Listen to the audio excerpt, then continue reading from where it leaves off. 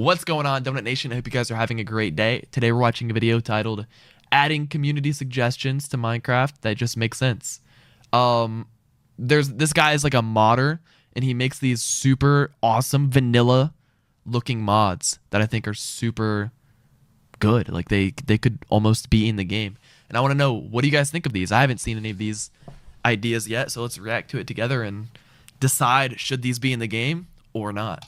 It's needless to say that Minecraft wouldn't be where it is today without its community. For over a decade, players have constantly pushed the game forward through mods, concepts, data packs, and ideas, keeping it fresh long after most games would have simply faded away. Mojang plays their part too, delivering regular updates to keep the game evolving. But this is also where the community begins to split. Some players are perfectly satisfied with the direction Minecraft is heading, while others feel that many updates fall short, often because they lack truly meaningful features. And they might be onto something. Minecraft is no longer the small indie project it once was, with near complete creative freedom. Today, every new feature has to pass through a long and careful process, following strict guidelines and red lines that can't be crossed. Yeah, I've heard they have like crazy guidelines for deciding, or not a crazy guidelines, a crazy process when deciding what goes in the game and what doesn't. Like, there's no way it's just a simple like, oh, hey guys, do you think we should add a spear to the game? And they're like, yeah, sure, okay, bet, let's make the spear. Like, I think they probably have, I think I've heard that they have like a bunch of updates that they've made in the background, have done hours and hours of testing, hours of thinking, hours of testing with like hundreds of people on the team just to decide, like, should we even put this in the game or not. I think they put like crazy thought into it. Jeb even mentioned recently that if the creeper were proposed today, it likely wouldn't make it into the game at all, which perfectly shows how cautious Minecraft's development has become. That tension between what Minecraft is and what it could be is exactly what this video is about. The Minecraft community has never been short on ideas, and while most of them never make it past forums or Reddit threads, every now and then, Mojang actually listens. Recently, that happened with the zombie camel. In the past, they've even rewarded community suggestions, like giving a special cape to the person who originally proposed turtles. But the truth is, most community ideas go untouched. So in this video, I took some of the most interesting community suggestions and added them to the game to see whether these ideas actually belong in Minecraft or if they are better left as concepts. Starting off with a rather small but interesting suggestion for the spear. The spear has only been in the game for a short while, but the community has already come up with a ton of ideas for it. While many suggestions are fairly mundane, like changing its crafting recipe, one user suggested something way cooler. If a spear is placed inside the dispenser and the dispenser is activated, the spear would stab out from the face of the dispenser. Yes, I think this should be a thing. Why not?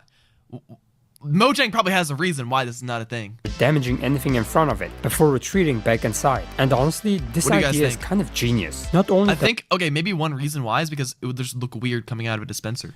Like, see how this is like a 2D item? A 2D item shouldn't come out of the dispenser, right? As it gives spears a brand new, arguably much cooler use than they currently have, but it also opens up a lot of new possibilities for players. Yeah, like, oh wait, go back. No, this doesn't look bad. This looks just like any flower or crop. Like with other similar mechanics, Mojang would need to introduce this feature through a structure or some kind of in-game example. I think the jungle temple would be the perfect place for that. It already has an arrow trap, and adding a spear-based spike trap would fit perfectly as part of a small jungle temple revamp. Beyond traps, this mechanic would be incredible for farms, killing any mobs that land. Yo, this guy, this is what I'm talking about. This guy actually comes up with the greatest ideas ever. He's so good at it. You could even pair it up with a redstone clock for a continuous attack pattern. And overall, I genuinely think this is one of the best community suggestions we've seen in recent time. The next one is a bit of an odd suggestion, but it's still worth talking about, this time involving the snow golem. Right now, crafting a snow golem is pretty straightforward. You place 2 snow blocks and a pumpkin. What you might not know though is that it also works with a jack-o'-lantern, even though it gives you the exact same result as using a regular carved pumpkin. This user suggests that building a snow golem with a jack-o'-lantern should instead summon a variant that shoots flaming snowballs. Flaming snowballs. Okay, so I know I just said this guy comes up with the best ideas ever. I also just realized he gets them from community suggestions. Anyways, flaming snowball, that doesn't even make sense. Yo, I can agree with the changing the face to be yellow, but I don't know about flaming snowballs. And while it sounds cool on paper, I don't think it would make much sense or really change much. You can already sort of do this by letting a regular snow golem snowballs pass through fire, which would just make the original. Yeah, I like this brighter one. I think that's a cool idea. I feel like it doesn't look as good as the other one, but I still think Snow it's golem cool. feel pointless. If something like this were ever added, I think it would need a stronger identity. For example, instead of leaving a trail of snow, it could leave behind a thin trail of water, as if the fire inside the jack-o'-lantern is slowly melting the snow golem. That could turn it into a temporary water source rather than a permanent snow one. To avoid I don't know how that water would work though. Like, what are these water slabs? I don't think these are in the game. the world in another Water doesn't go up like a little half block like that. layers, the water could simply disappear after a short time. This idea also reminds me of the melon golem from Minecraft Earth, where using a carved melon instead of a pumpkin created a melon golem that shot melon seeds instead of snowballs. And if you sheared it, you'd end up with this abomination. But the next suggestion is a lot more straightforward, this time focusing on armor stands. This commenter By the way, do you guys realize that every single one of these like ideas he gets for his videos, he has to make a mod for it just to showcase it in the video? For Bedrock and Java armor stand parody. On Bedrock, armor stands have arms, can hold items, and can even be put into different poses. Meanwhile, I like Java armor that. stands Yeah, I wish that was on Java. are far more limited for no real reason. So first things first, give Java armor stands arms. But that's not where it ends. The idea also suggests being able to shift right-click an armor stand to instantly swap gear, trading the armor stand Ooh, I like that one too. equipment with whatever you're currently wearing. It would be a quick and convenient way to switch gears without any inconvenience. And while armor stands are great for displaying player armor, there's still no real way to showcase other types of armor in the game. To fix that, this user suggests adding horse armor stands that you can craft like this and use Nah, I don't like this. to display them. On top of that, there's Actually, no, I take that back. Look at this. That looks like it fits within Minecraft. Nah, maybe I do like this. Yo, this guy's so good at making things look good. There's also a smaller one-block armor stand design meant for displaying a single item, like helmets and Yes, such, I like as that well as too. things Yeah, like yeah. Nautilus Oh armor my and gosh. even wolf Yeah, armor. this guy's good. Overall, I don't think this is a high priority feature by any means, but it's the kind of quality of life addition that would still be really nice to have in the game. This next suggestion focuses on the furnace. Right now, the furnace smelts everything at the same speed. Later on, we got the blast furnace and the smoker, which only smelt ores or food respectively, but do so much faster. This user first suggests adding a kiln to the game, a block that only smelts other blocks, but does it faster, completing the fast smelter triangle. But Why does it have to be a triangle? what Nah, if I like instead this. of I only like adding this. another specialized block, we combine the idea into a single upgrade? A faster furnace that simply smelts everything quicker through combining all Yes, I would like that, but there's probably a reason they don't have it. three of them. To keep it balanced, it could require something like red nether bricks, meaning you wouldn't be able to craft it until you've been to a nether fortress. I think that would be a Yes, neat I think addition and everyone not would love unbalanced that, at all. for Having sure. to reach or even clear a nether fortress feels like a fair requirement for something as useful as a faster smelter. What do you guys think? Oh, and by the way, the kiln idea comes from the Claywork mod, which I've linked in the description if you want to try it out yourself. W Let's credit. continue with the next suggestion, this time focusing on the pot. A pot, yeah. Who even uses a pot? Like these things are so useless. They're cool to get loot out of, but no one uses it to store anything, or maybe for decoration sometimes. But nobody ever uses a pot. The pot in is a their storage base. block you I can use a custom- pot. Oh, I use a pot every day. Oh. Customize with pottery shards, added alongside the archaeology update as a way to showcase your archaeological finds. While it sounds cool in theory, in practice it lacks any depth when it comes to customization. Beyond mixing and matching a few patterns, there is not much you can actually do with it. To fix this, the user suggests expanding pot customization in a few ways. First, we should be able to craft pots out of different materials, like terracotta or even glazed terracotta, giving us more visual variety when displaying patterns. And if changing the color still isn't enough, the idea goes even further by adding the pottery wheel. This would act as a more intuitive way to craft pots, letting you choose the design and color you want more directly. On top of that, you'd be able to shape your pots with multiple sizes to choose from, giving players even more freedom to customize them however they Okay. I like it. They're pretty similar to banners. I mean, give some function to them. I mean, I guess banners don't have function, but I guess banners are made to just show a picture or to show whatever. It's a banner. But pots are, I guess they look cool and they should function too. Like these seem so useless. you to me. like. While in addition like a brand new pottery table would be really interesting, I think Minecraft should probably focus on giving functionality to existing blocks first. Tables like the fletching table still don't have a real use, and it might make more sense to address those before adding something like the pottery wheel. And since we're already on the topic Maybe. of customization, let's talk about the iron golem next. Okay. At first glance, like that customizing idea. iron The pot golems idea. sounds a bit strange. I mean, what is there even to customize? But this user actually came up with a pretty clever idea. Instead of iron golems spawning with vines by default, they would start out clean and slowly grow vines over time, similar to how copper golems oxidize. Meanwhile, iron golems that naturally spawn in villages would appear fully overgrown, indicating their veteran status. And honestly, from a logical standpoint, it makes a lot of sense, even though the iron golem does look a little weird without its vines. But that's not even the main customization idea. The same user also suggests letting us personalize iron golems using armor trims. You'd first click the iron golem with a trim. Ooh.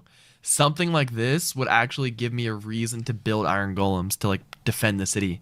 Maybe I just don't play survival Minecraft enough, or I've never been rich enough where I can just waste iron on iron golems, but I feel like this is actually a really good idea because I think I would start building iron golems and wasting my iron or using my iron on building iron golems just because of this. It doesn't really change anything. I don't really care that much about how it looks, but it makes it seem like it's more of an important thing in the game. Then right click it again with a trim color of your choice to apply the pattern. If you don't like how it turned out, you can simply shear it off. You wouldn't lose the trim. Okay, I don't know about shearing it off. Giving you more of a reason to actually use it. But the iron golem isn't the only mob that could use some touching up. Next on the list is the sheep. Okay.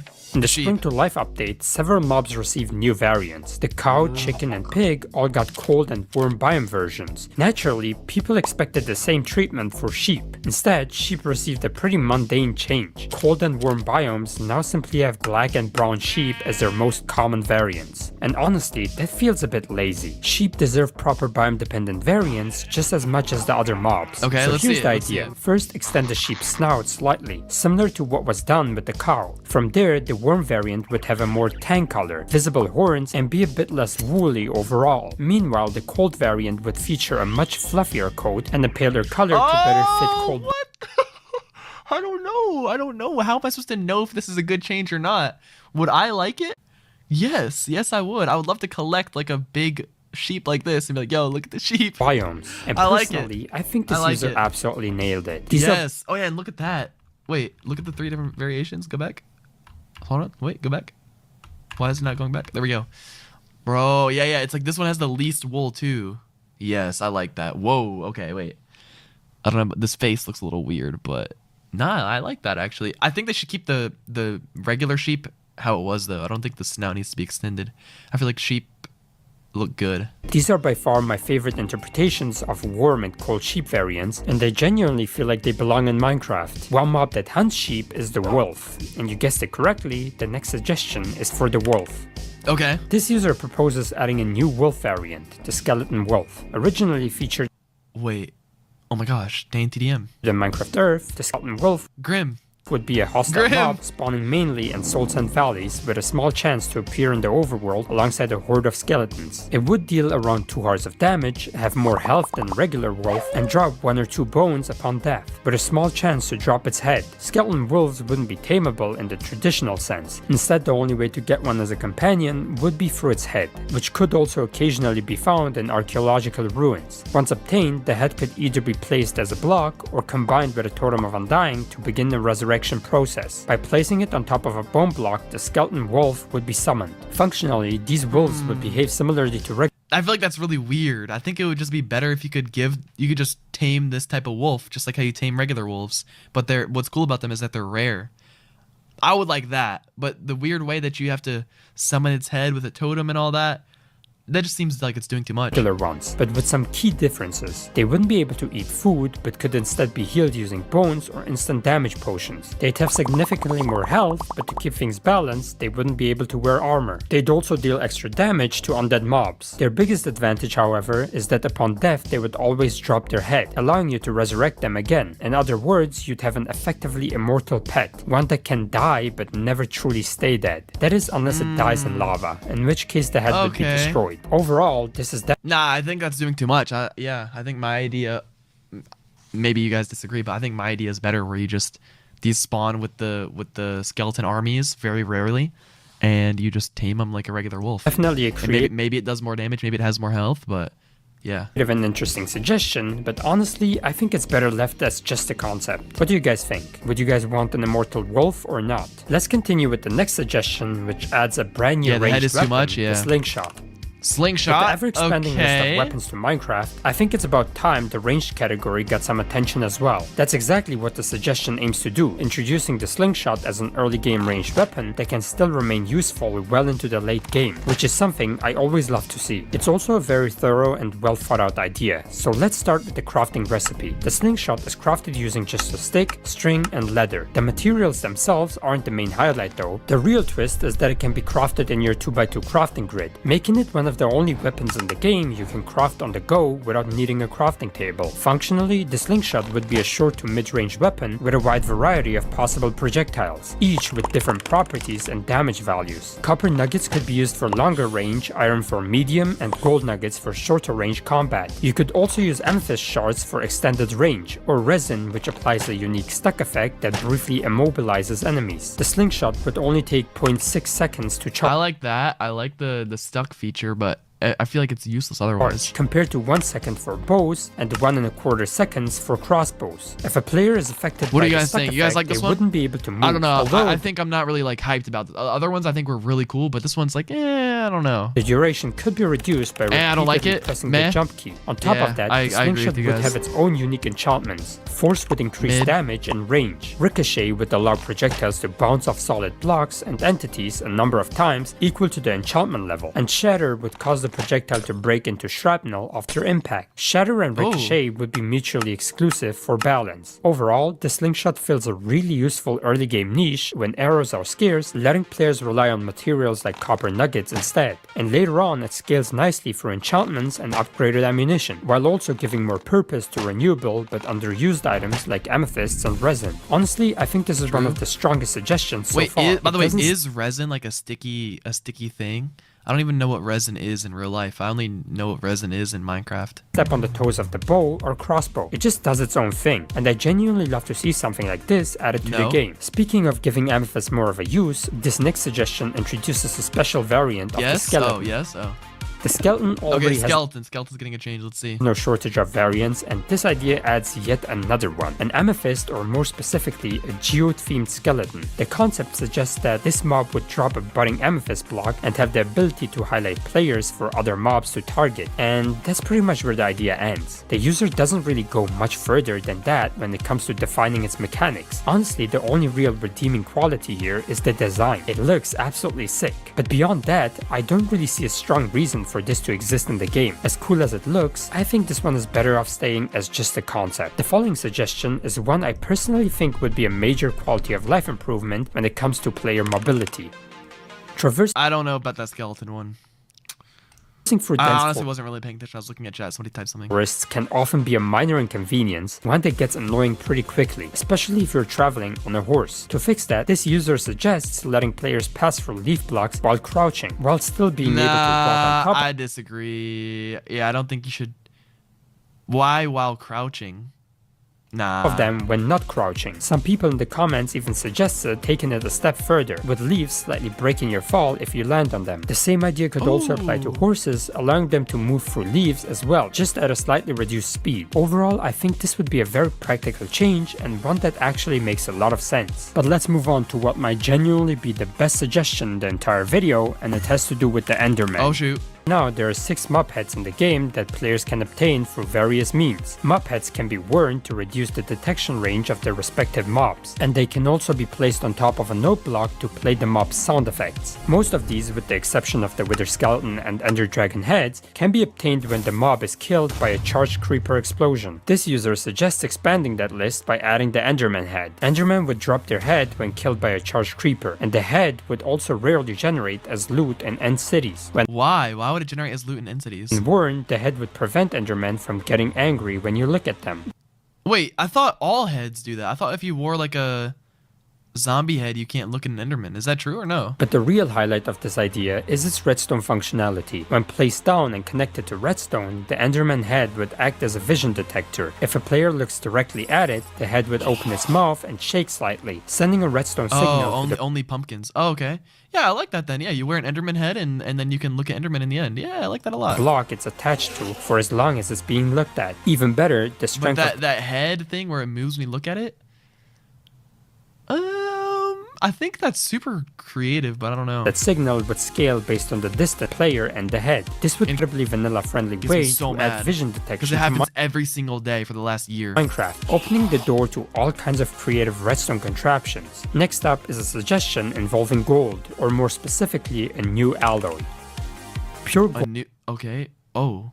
Gold bars? Gold is a very soft metal in real life, which is why it's usually mixed with other metals to make it more durable. Minecraft actually mirrors this pretty well. Gold tools are extremely fragile, but they're also very fast and have excellent enchanting properties. And because of that fragility, gold often gets overlooked despite everything else it has going for it. So why not let players mimic the real life practice of alloying gold to make it more durable? That's exactly what the suggestion does. By combining copper with gold, you'd create rose gold. From there, you could smelt it into rose gold ingots and use those to craft pink colored gear. These tools would retain some of gold's traits, such as its enchanting properties, while landing somewhere between iron. What are its enchanting properties? What does that mean? Tools would retain some of gold's traits, such as its enchanting What's up with the gold enchanting properties? What's crazy about it? Properties, while landing somewhere between iron. Like they're really quick, like a gold pickaxe is super fast, right?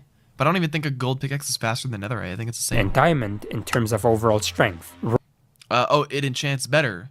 Oh, gold has a better enchantment chances in tables. Oh, I didn't know that. Rose gold would also finally give us pink armor trims in the game, meaning. Oh yeah. Let's go back and see the pink armor trims. Wait. Go back. Okay. In terms of overall strength, These look good. I don't know how we're gonna get. I think now that I realize that there's no pink armor trims, it makes me think there's gonna be some way to get pink armor trims soon. I don't know how soon, maybe a couple of years, but I like this. I like the way this looks a lot. Do I think you should have to like combine the two in some like weird pan? I don't know. Probably not. And if rose gold like had faster pickaxes, like if it mined faster than netherite, then maybe I think it would be worth it. Or if like the sword did a little bit more damage but just had less durability, yes, I think maybe it would make sense to add to the game. But if there's nothing good about this armor, it seems harder to get than like diamond armor and seems worse. Gold would also finally give us pink armor trims in the game, meaning that even if you don't care about the gear itself, you could still get some use out of the material. But as much sense as this makes, I don't think adding a brand new alloy just to justify pink trims is a strong enough reason for it to exist. Yeah, if rose gold came with agree. additional uses like crafting jewelry, decorating pink blocks, or even unique redstone components, that would be a much better justification. As a standalone feature though, I don't really see this one making the cut. Speaking of alloys, the next suggestion focuses on copper gear. Okay. This person proposes buffing copper tools and armor, but with a twist. They would oxidize over time, and the more oxidized they become, the weaker they get. Personally, I don't think oxidization should affect performance at all. It works much better as a purely visual mechanic. At most, it could be tied to durability, with tools looking more oxidized as they wear down. If we're talking about actually buffing copper gear though, I think the armor and tools should slowly oxidize. It kind of sucks that the color will be so close to like diamond gear, but if every single copper thing does slowly turn green and oxidize, I think it would make sense for the armor too as well. I think there's a much more interesting. Maybe not because it's an item. Maybe when you wear it, yes. I don't know. Mojang definitely thought about this, and there's a reason why they didn't do it. So it's probably never gonna happen. Approach. Copper already has a unique interaction with lightning, acting as a conductor for lightning rods. That same property could be extended to copper armor. Wearing copper armor would significantly increase your chances of being struck by lightning. Why is that a positive thing? Who wants that? And when that happens, your armor and tools would gain a temporary charged effect. This could grant short boosts like speed or haste, giving players an early taste of enchantment-like effects. It would also be great to have a way to intentionally harness lightning and use it. Wait, you guys are hyped about this one. Y'all want this for your real? Advantage. Maybe something like storing lightning in a bottle so you could charge yourself on the go. There's a lot of potential here This guy and his ideas, bro, they're great. To give copper a truly unique identity, similar to how gold stands out with its superior enchanting capabilities. And while the original idea needs some tweaking, I think it at least points copper in the right direction. Now let's finish things off with a few smaller but still pretty neat suggestions, starting with the wither skeleton. This user suggests a brand new item called the Withered Bone, which can be crafted into withered bone meal. Instead of growing plants, this works in the opposite way, essentially acting as a herbicide. If you've got a large area covered in grass or flowers, you could use this to quickly clear it out, which honestly feels like a really practical use for a wither-related item. Next up, I like that, but it seems so like unvanilla, or it just seems like why would that even happen? Like it clears that big of an area. Like feels like a really I don't know. Something about this just doesn't seem like it even makes sense. Like a huge area like that. I don't know. Practical use for a wither-related item. Next up, let's finish things off with another themed idea: ghost peppers. Ghost peppers it should be smaller, but yes, found growing sparsely. But if it's smaller, then it's pretty much useless. You may as well just punch it with your hand. Salts and valleys. Wait, what are these? Ghost peppers. Ghost peppers would be a new crop found growing sparsely in salts and valleys, adding another food source to the nether. Eating one would give the player the spicy effect for 20 seconds. While under this effect, all melee attacks would set mobs on fire, essentially acting like Fire Aspect 1, but as a temporary status effect instead of an enchantment. And I think it's a pretty neat idea. It's kept simple and also fits the nether well in my opinion. And those were some of the best Out of all of them, I think that one is my least favorite. But wow, yeah, dude, I told you guys, this guy's really good at coming up with ideas. I don't know if he's coming up with them or if he's just, he's taking them from other community suggestions, but he chooses the right ones and gives good takes on all of them. Suggestions I could Dude, find. this guy's Let me super know in good. The comments which one you like the most, and which one please subscribe to this guy, please do. Thanks for watching. If you enjoyed the video, consider leaving a like, subscribing, or sharing it with a friend.